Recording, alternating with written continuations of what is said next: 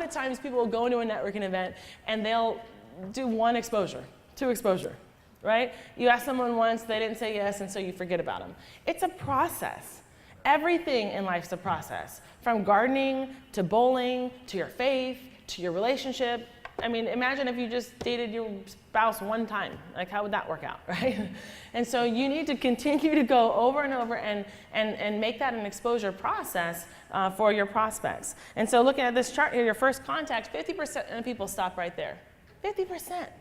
But see, most people the most closes come at the 7th or 8th contact. And so you want to make sure that you keep going through that. And the problem is you'll expose them once, you won't come back to your networking event. Somebody else will come in and join your networking event, they expose them once or twice, and then they stop going to the networking event.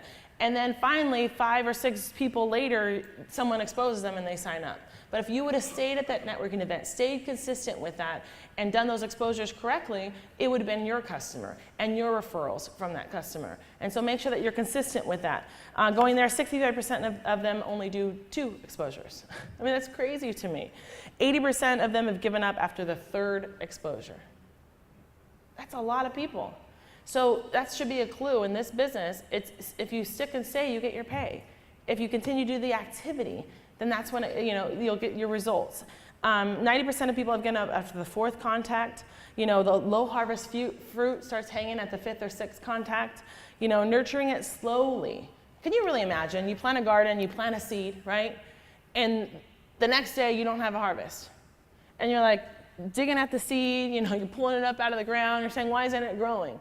No, every single day you have to go out there and water your seed. And if you continue to do that, you'll have a harvest. That's the same thing about prospecting your customers. And that's the same thing about follow-up.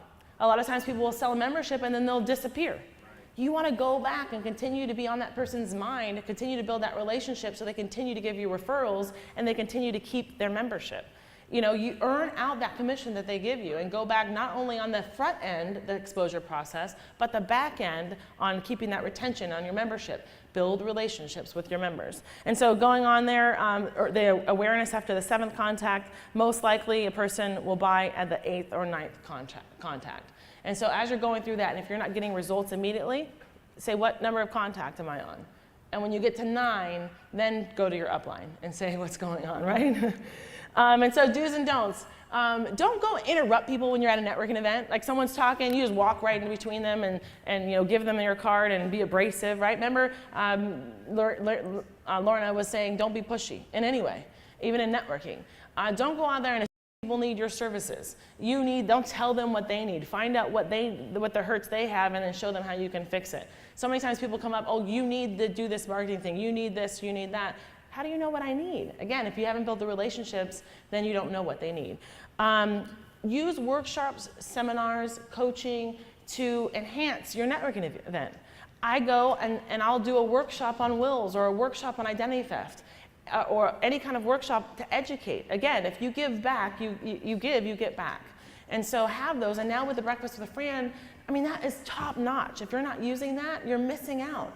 And so you can be at your local networking event, hand out flyers for the once a month coaching Breakfast with Fran and bring them out. And that networking event can't even get the CEOs out that Fran Tarkenton gets out. That networking can't get those guests out, but you can. And now you're the expert. Now you're the coach. Now you have something else that not even your networking event can get. And again, you build relationships, you build trust, and it helps you build your business. And something about Fran Tarkenton. I think a lot of times we hear of him as the football player. Fran's so much more than the football player, and if you're missing out on that, you're losing business. He is an entrepreneur, he's successful in business, his office is top-notch, just like Stone Cyphers, just like Mid-Ocean, just like all those. If you haven't been there, if you didn't go, you missed out, because you need to change your belief level about that and start talking to your business owners about the quality and the top-notch professionalism that Fran has, from Fox Business News to the articles that he writes to the impact that he has on the business world. So football, great. If you get a football fan, use it, but it's more than football. And so use that third-party validation. If you were in a computer industry and you had Bill Gates, you'd be using that Bill all the time. You have Fran Tarkenton, top-notch in business. Use him all the time. It'll help your business grow. And if you don't know about him, Google him and find out everything else besides Hall of Fame football player, because he's a businessman who's had success. Most athletes are broke a handful of years later. He's extremely successful, so it's more than football. So make sure you use that when you're in your networking events with the Breakfast with Fran. And use media. You know, you can go out there and do a radio ad. Every single one of you can go pitch something to a local radio station about identity theft, about small business, about anything. Now they hear it on the radio. You can do a press release, and you can be at your networking event. You can do that kind of stuff. Why not? You are the expert in your field. If you don't think you are, then no one else will think you are. So create that. Become the expert in your industry.